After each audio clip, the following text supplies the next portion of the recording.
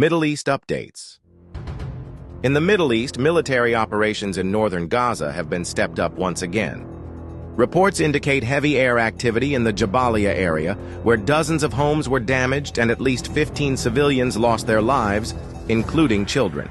Witnesses describe how large fires spread quickly through residential streets, leaving families no choice but to evacuate.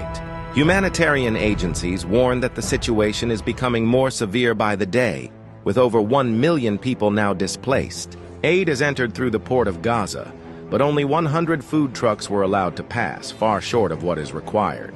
Residents continue to face food shortages, limited access to clean water, and increasing health problems, such as the spread of waterborne diseases. Meanwhile, in Jerusalem, a large demonstration drew thousands of people who voiced their frustration with the ongoing fighting.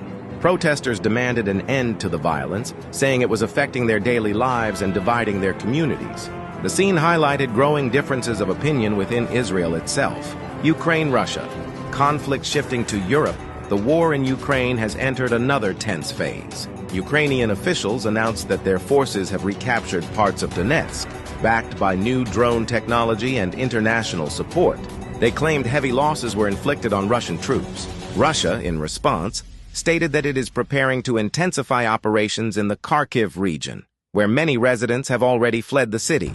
A major explosion at a crowded market in Kyiv killed at least 20 civilians and injured many more, sparking fear among residents who say they live under constant threat. Despite this, Ukrainians expressed determination to keep defending their homeland.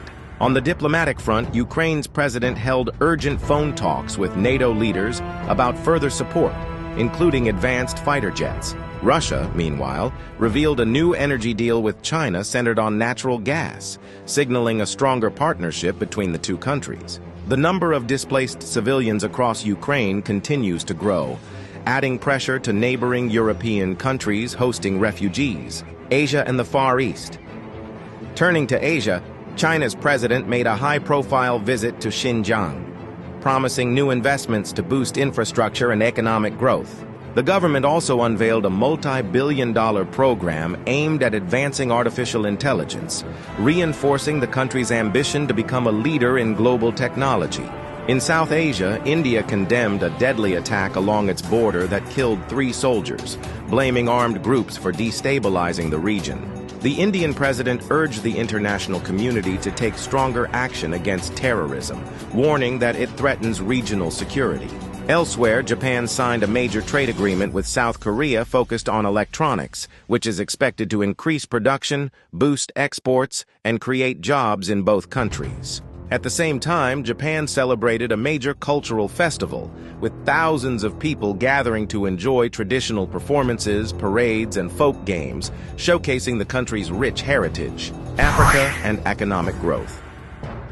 Finally, in Africa, Kenya signed a $2 billion infrastructure deal with the United States to fund new highway projects. Officials say the deal will create thousands of jobs for young people and help strengthen trade routes across the region. In Nigeria, the army launched new joint operations with neighboring countries against armed groups in the north. Several militants were reportedly captured, showing signs of improved cooperation between African nations in combating insecurity.